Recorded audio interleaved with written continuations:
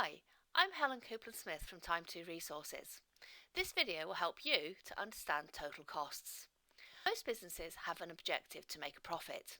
In order to do this, total revenue must be higher than total cost. It's important for a business to control and monitor total costs. It's important for you to understand total costs. Total costs are made up of fixed costs and variable costs.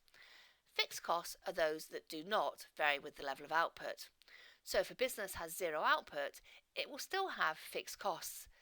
As output increases, the fixed costs stay the same. Examples of fixed costs are rent, for example on a shop or factory, the salary of managers, utilities such as gas, electricity, water, and also loan repayments, insurance, advertising. Variable costs are those that do vary with the level of output. So as output increases, the total variable costs will also increase. These include raw materials, packaging, components. These are the costs that are involved in either making a product or producing a service. Total variable cost is calculated as variable cost per unit multiplied by output, i.e. the number of units that are being produced. In order to calculate total costs, we take our fixed costs and add the total variable cost. The formula is therefore TC equals FC plus TVC. Let's look at a numerical example. Let's assume a business makes wicker chairs. The fixed costs are £100,000 and the variable costs are £50 per unit, so £50 worth of materials going into every chair that is made. Fixed costs, remember, stay the same regardless of output. So if the business has zero output, it still has to pay fixed costs of £100,000. If it has 500 units of output, it still has to pay fixed costs of £100,000. The variable costs, however, are going to change.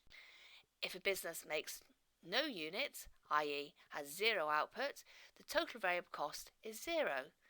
As output increases to 500, the total variable cost also increases to £25,000. This is the variable cost per unit of £50 multiplied by the level of output, 500 units, to give us total variable costs of £25,000.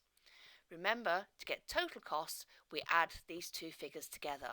So, at 500 units of output, we have £100,000 of fixed costs, £25,000 of total variable costs to give us a total cost of £125,000.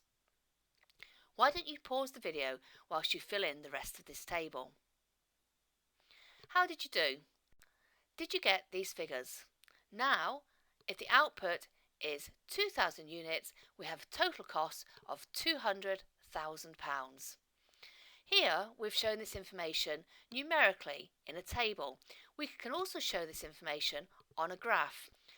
First of all, we have our axes, costs on the vertical axis and output on the horizontal axis. We can add our fixed cost line. Remember, fixed costs stay the same, therefore it is a horizontal straight line. Here we've shown it at £100,000. Now we can add our variable cost line. This is going to start at 0 and slope upwards, showing that as output increases, our total variable cost also increases.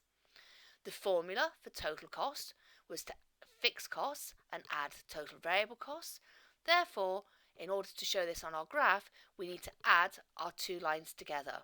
To do this, we shift the variable cost line up in a parallel fashion so that it now starts not at 0 but at the fixed cost point.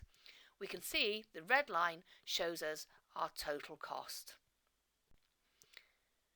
Why are total costs so important? Well, we use them to calculate whether the business has made a profit or a loss. We use them to calculate the break-even point.